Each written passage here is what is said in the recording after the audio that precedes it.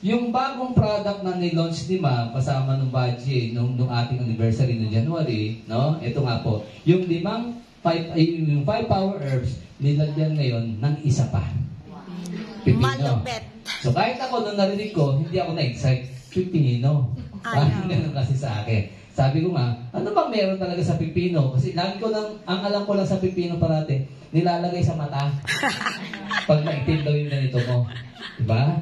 So, kaya lang, nung nilaliman ko yung researches ko, laking gulat ko po kasi. So, ito yung dapat natin maintindihan kung kayo mapopromote itong produkto na to. Ano po? Unang-una, si pipino kasi, yung average 300 grams. Ang 300 grams sa pipino, mababa lang calories. That's only 45, no? Total fat is 0. Ang carbohydrates niya, 11 grams. Protein, 2 grams. Fiber, 2 grams. Meron din siyang vitamin C. O, hindi rin maasin, pero may vitamin C. Sabi ng iba, medyo mababa naman daw 14%. No? Kaya lang, alam niyo ba ang difference ng vitamin C sa halaman, sa prutas, compared sa vitamin C na binibili mo? Malaki ang difference. No? Kaya no wonder. Ang required daily allowance mo lang talaga sa vitamin C, medically 60 milligrams per day. Sa adult yun. No? Pero tingnan mo yung binibili mo sa labas, 250 hanggang 500. Di ba laki sobra? Kasi bakit? Since synthetic vitamin C yun, iniihi nyo lang lahat, halos yun. Ayun. Yun ang problema doon. Mataas ang milligrams kasi nga ang chance niyang ma-eliminate mas mataas. Compared dito na kahit mababa, mas na-absorb lahat. No? Yun. Kasi ang hindi alam ng karamihan, even doctors, no? Pag pumipili ka, nakita mo, vitamin C, ang nakalagay ascorbic acid, tama ba ako? Yes. Akala natin ascorbic acid is similar to vitamin C. Mali. Ascorbic acid is just part of the original vitamin C sa plant and fruits. So magkaiba. Bakit po? Yung ascorbic acid, isang parte lang yun. Meaning, ang totoong vitamin C, meron pang ibang nakakabit dyan na tinanggal sa laboratorio. Kaya hindi ka masyado nagbe-benefit sa mga synthetic vitamin C. May kulang sa kanila eh. Unlike dito, na kahit mababa, mas magagamit ng cells mo. Pakuha niyo yun. Ha? Kaya magtataka tayo, yung citrus fruit, di ba? Ang baba ng vitamin C naman nun eh. Di ba? Mas mataas pa nga vitamin C na malunggay kaysa sa citrus. Pero ang konsepto natin, maasim, mataas ang vitamin C. Hindi. Pero enough na yun eh. Kahit ng bayabas, enough na yun. Kahit hindi siya umabot ng 60 milligrams. Bakit? Kasi natural ang version niya. Meron din siyang vitamin K. Mataas-taas to, 62%. Kailangan mo ang vitamin K sa clotting factor. Para pag nasugatan ka, mabilis huhupa yung pagdudugo. Hindi yung matanggi ka ng konti, may pasaka na. So, kailangan natin vitamin K doon. No? Ang usual kasi ng vitamin K natin ay pinoproduce ng ating bituka. Ng ating good microbes na tinatawag. Yes. No? Meron ka, kasi kung titingnan mo, lahat ng kakainin mo, ang unang kumain yan, hindi ikaw.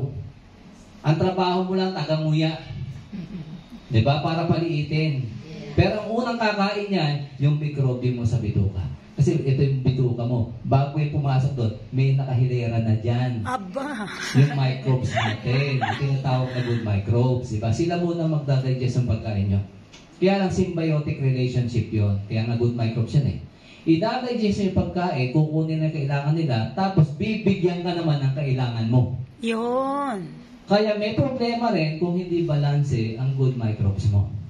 Kaya nga nauso yung Yakult eh. Okay ka ba dyan? Kasi talaga may role sila.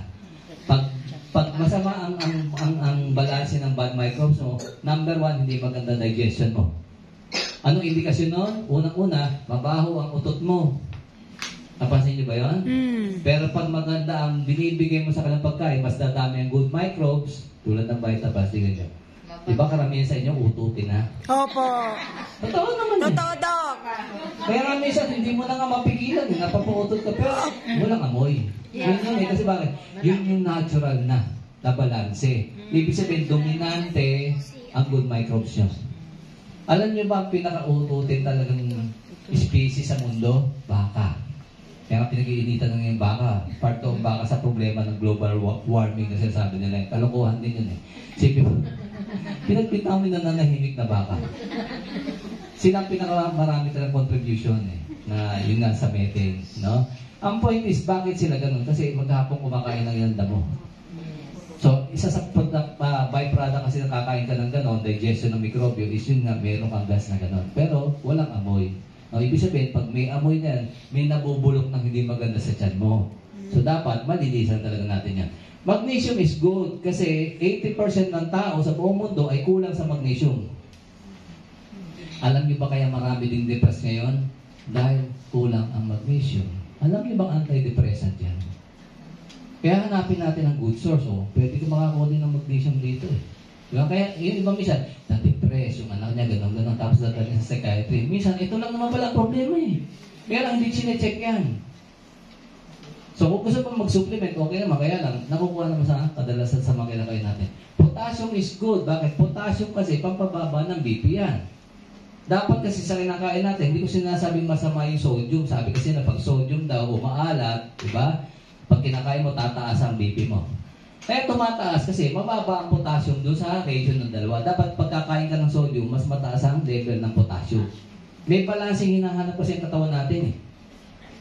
Manganese, meron din po siya.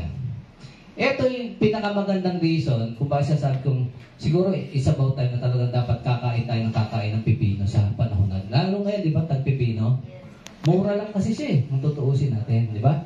Kasi meron siyang 3 unique lignans daw. Yung lignans na yan, galing doon sa buto. Kasi si pipino, pag kinakain mo, pati buto, kinakain mo, malambot naman ang buto niyan eh. Diba? Meron siyang kakayahan, lower heart disease. Diba, number 1 killer na yun, heart disease. As well as, prevention ng cancer ng breast, prostate, uterus, and ovaries.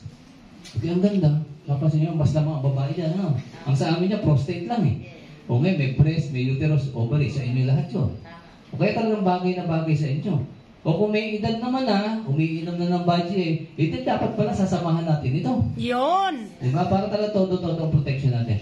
Meron din siya na tinatawag natin cucurbitacin. Ano pong ginagawa niyan? Has the ability to block cancer cell development. Ibig sabihin, kung ang cells mo may potential na mauwi sa pangit, maging cancer, kaya niya i-block yun eh. Tapos, pinapababa niya yung survival ng cancer cells. Ibig sabihin, kung may cancer cells ka na, mas bababa ang chance niya na mabuhay pa. E di, pabor sa atin yun. And they are also antiviral, antibacterial, anti-inflammatory. O, di ba? Tinakot ka na naman kay COVID ngayon. Ano ba yan? Virus? O, may antiviral eh. Pwede rin pala eh. Di ba? So, parang ang good news na sa mga, sabi ko nga, ang good news sa mga uto-uto, dumating na yata yung batch ng ating bivalent booster. 400,000. Ang dumating po. Kaya sabi ko, good news sa mga uto-uto. Ewan ko lang kung magpapaturok pa kayo. Naku po! Ay, ayaw na! Buti na lang! Rich in vitamin B5, K, and C. Para sa energy natin, healthy bones, and detoxifies the liver. Detoxifies the liver. Kakampi talaga ng atay nyo ang pipino. Ha? Ito pa yung other benefits. Kaya nung nakita ko, ang dami palang benefit nitong pipino, hindi ko pinapansin masyado. Una-una, sabi nga natin, dahil halos purely water siya, di ba? Keeps you hydrated. Lalo pag summertime, marami na dehydrate. Sabi ng iba, iinom na lang ako ng tubig. Paano ko ba uminom ng tubig? Sa galing ba sa spring water o bottled water? Purified water. Purified water. Alam niyo ba ang problema sa distilled water? O kaya may mga binibili nyo? Di ba? Pag uhaw na uhaw ka, pansin mo to, iinom ka nun. Di ba? Minsan, nakaisa ka na, uhaw ka pa rin. Correct. Pero ang problema, inom ka ng inom, ihi ka ng ihi. Bakit? Yes, Hindi ma-utilize ng cells mo. Ayun. Parang inom, labas. Kasi may kulang. Ang totoong water kasi may electrolytes. Yung electrolytes ang mag-a-attract sa tubig para pumasok sa cells. Kaya dapat, ang iniinom mo may ganun. Para yung thirst quenching niya, yung pagkapawi ng uhaw mo, mas malalim. Na kahit konti lang, parang medyo solve na yung tanggal na yung uhaw mo. Yun kasi, ang kadalasan tubig na galing po sa mga prutas at gulay na ganyan. Diba? Kaya mas beneficial po yun. May potassium siya, may mga ganon. Yun ang susunod na kasi ng tubig para ipasok sa cells mo eh. Helps in BP control. Maraming high blood. Bakit? Wala daw check-in na high blood. Hi! Napending yung check-in ng third head, fourth head. Ba't ba napending? Walang AOI. Tapos magagalit. Sino may kasalanan? Yung apply, hindi sinabihan. Ba't dapat? Oriented na kaagad. Pagpasok, 3 heads, 4 heads, kasama na. Di ba? Yes, correct, Doc. Ito pa, napunta tuloy sa registration. Hindi pa lalagyan yung check information. Kaya nangyari, baliktad yung pangalan, nandun mo ba yung check eh? Agoy. Ay, tanggapin ng bangko. Di ba may ganon? Opo Kasi nga. automatic, 3rd and 4th head, nakasulat na doon. Yun ang purpose nun eh. Para hindi bumaliktad yung pangalan nyo. Ang dali naman, ano sinulat mo sa taas, ulitin mo lang doon. O di yun nasa baba, yun ang lalabas sa check mo. Hindi may comma, tapos first name mo yung nakalagay doon. Di ba? Mali talaga sa bangko yun. O balik tayo dito ah. BP control kasi nga yung potassium niya. Nakakababa ng BP yan. Helps in blood sugar control. O di, paporti sa mga nilibente ko pala to. Kasi unang-una, mababa calories niya. Tama? Mababa calories niya, kakainin mo, mabubusog ka na. So less ngayon, ang kain mo na, ibang pagkain na. Helps lower cholesterol. O di ba? Isang problema rin, di ba yan? So, kasi sabi ko lagi, ang cholesterol control, wala sa gamot yan, nasa pagkain yan. So, kaysa i-advise ng doktor na inom ng gamot ng papababa, eto na lang. Kasi bakit bababa ang cholesterol pag kumakain ka nito? Basically, ang ninyo-neutralize mo, yung toxin na bigay ng vegetable oils. So, hindi ka na mapoproduce ng LDL sa katawan mo. Hindi na yung tataas. Hindi mas maganda, mas matipid. AIDS in weight loss, o di bonus. Paano daw nangyari yun? Eh kasi busog ka na eh, mababa calories eh. Di ba? So, kaya maganda siya. Health, improve skin health. Mataas kasi yung ano niya, silica content niya. Kaya maganda siya sa health ng skin mo at the same time, mamaya makita nyo, yung kuko mo kasama din yan. Kasi appendix din po na balat natin po yun, no? Helps in reducing risk of kidney stones. O kidney stones. Kasi si pipino kasi, meron siyang tinatawag natin na diuretic effect, pinapaihi ka, no? So, may nakalimutan pala ako ito kanina, balikan ko nila mamaya. Beneficial din sa, sabi ko, sa buhok at saka sa kuko mo. Kung marami ka ng patay na buhok, patay na kuko, diba? Kahit anong marami pa. Helps in lowering uric acid. O, siyempre, di kontra gout. May pasyente kayo may gout, diba? So, nabibigyan natin. Diba? Pwede rin dito eh. Helps to ease heartburn. Kaya sa gamot ng gamot sila, ito pwede naman. No? Nakakatulong. Balikan ko lang dito. Saan ba yung ating susunod slide? Ito. Yung lignans kasi, kadalasan na andun yan sa, sabi ko kanina, sa seed. Ha? So, kakainin dapat na. Bukod doon, ito kasi cubitan sa yung mga tinatawag namin na bioflavonoids niya, na andun po yan kasi sa skin, sa balat. So, pagkakain kayo ng pipino, huwag niyong babalatan. Kasi yun ang pagkakamali ng karamihan. Hindi niyo mamamaximize ang benefit kung tatanggalin niyo ang balat.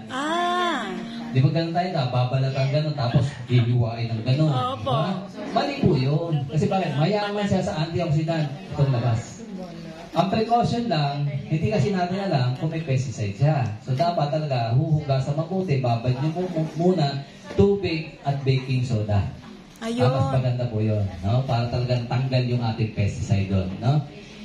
Bukod kasi dito, may isa pang enzyme na nakikita lang sa pipino. Yun nakalimutan kong banggitin kanina kasi wala dito. Ang tawag doon is erepsin. Yun ang mismo spelling, E-R-E-P. Tapos sin, S-I-N, erepsin. Si erepsin kasi nakakatulong pan-digest ng protina.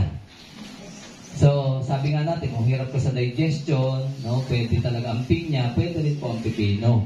Kaya nakakatulong din siya doon sa talagang heartburn eh. Kasi maganda sa digestion. Ang kagandahan kay erepsin, anti-parasitic din siya. Lalo sa mga bulate. No? Nakakapatay kasi siya ng bulate din. No? So, hindi na kailangan bumili ng gamot para purgahin ang anak natin. O, kaya naman pakainin nito.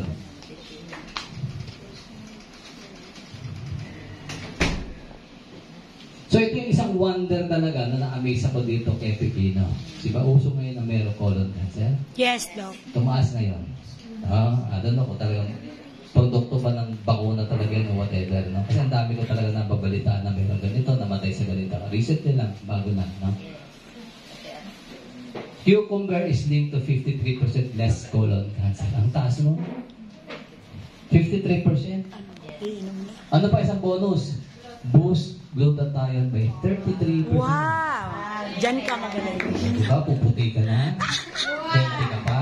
Diba? Puputi na. Kasi bakit po? Actually kasi, ang glutathione is part ng liver system mo pang-detox. Ginagawa talaga ng katawan natin yan. Natawag natin master antioxidant. Antioxidant na naman. Nagbibigay na naman siya ng donor doon sa free radical. Isa yan. Sa role kasi ng glutathione natin. No? Kaya no wonder, pag nasira ang liver mo, nag-umpisa masira yan, kung ano na rin lumalabas sa balat. Pasin nyo, as we age, yung mga umigidad talaga, lalo yung gantong complexion, yung fair, nagkakaroon kami ng brown spots eh. Pasin nyo, di ba, bisa dito sa mukha marami na. Meaning kasi bumababa na yung glutathione load ko. Ganun talaga pag nag-iedad eh. Kaya ang tawag po dyan, liver spots. Ang layo naman sa liver, nasa balat, di ba? Oo nga daw. Kasi gawa ng reaction niya pag bumababa ang glutathione sa katawan mo. Lumalabas na yung mga brown spots ha. Di ba pag may edad nila, matatanda maraming ganun na. Ibig sabihin, pag may ganun ka na tulad ko, may matanda na talaga tayo. May edad. Madalas naman ma-observe yung paka-face pero pag maitim ka na, mahirap hanapin yung ganyan na. Tandaan niya na, 53% yan ha. Yes. So, kaya sabi ko nga, tumataas ang colon cancer nga. Kaya napaka-timely nung inintroduce talaga itong ating QQ Cleanse drink. Diba target niya, good cleansing aid to help flush out toxins. Maintain normal digestive system. Offers hydration. Kasi nung nakita ko naman yan, ang babaw naman talaga. Kaya lang naintindihan ko gaano kalalim yung role niya pang-flush out ng toxin niya, pang-prevent ng digestive system, ng issue, even cancer. Nakakatuwa. Nung hinahanap ko lagi si Pipino o si Ate Cucumber, lagi siyang kasama sa mga panlaban, sa mga combination ng mga natural drinks tulad ito, colon cleansing, blending pineapple and cucumber create a juice that will detoxify the colon and remove excess water from the intestine. Di maganda pa rin. Combination. Paano kung hindi tagpin niya? Tinatamad ka bumili pa ng ano? Tama siya. Yun! May cucumbers ka, tapos may pineapple ka. Napansin nyo? Kaya ngayon, maintindihan mo, pwede ka maglaro ng combination. Diba? So kung magaling ka talaga na dealer naman, good news yan. Bakit? 2 power pa kayo yan. Yes! Kasi 2 PE yun, ano? Yes, Doc! Ito yung suggested combination. Kaya may maunawaan mo ngayon. Kasi sa akin po kasi lagi sinasabi, bakit importante si QQ Cleanse? Kasi nga, detoxification ang number 1 step. Diba? Para mas efficient ang laban kung anumang sakit ang lumabas na sa kliyente nyo, sa prospect nyo. Para kasing ganito yan eh. Halimbawa naman, maglilinis ka ng bahay, general cleaning, maraming kalat, maraming alikabok. Eh, social ka, may vacuum cleaner ka. Diba? O, vacuum ka. Correct. Diba? O kaya, kumusta kuryente mo kung lagi ganun? Ma-high blood. Ma-high blood sa kuryente. Hindi ba mas madali na ganito? Magwalis ka muna, yung tira, tsaka mo i-vacuum. Yun. Yung sulok-sulok na lang. Tama, tama. Di ba ba? Yun kasi basically sinasabi kong role ng QQ Cleanse. Magwawalis muna siya. Para yung target mo na sakit, mas madali nang solusyonan. Kaya ganito ang gagawin po natin. Ang problema, cancer, eh di mag 1 week, 2 weeks ka muna niya, tapos banata mo ng diba mo? Ayun! Di ba ba? O di 2 power pack na naman yan. Yes! Joke lang. Kidney problem. Magwalis ka muna bago mabigyan ang Ayun! Vitaplas. Kasi minsan, alam nyo, mas madali itong i-alok, lalo't walang sakit. Kasi itong mga ito parang tingin na, wala nga ako sakit, ba't ako inom yan? Pero yung QQ Cleanse kasi is preventive. Alam nila yun. Di ba na kailangan mag-cleansing? O hindi mas madali i-push ito. Ngayon, kung may sakit naman sila, saka mo ngayon lalagyan ng combination. Di ba? Meron kang joint pain. Di ba may gout out tayo? Yes! O di ba, bago mo gamitan yan, ito muna. Ayun. O pwede rin ganito ha, nagmamadali. Umaga to, hapon ito, tanghali. Yun! Umaga, gabi ito. Tama. Diba? Meron ka diabetes, o meron tayong insucheck. Tama. Pero bago gamitan mo muna, no? Bago ito. Yun. Yun ang maganda niyan. Bakit? Mas papadaliin kasi niyan ang trabaho ng mga to. Nakuha niya. Yes,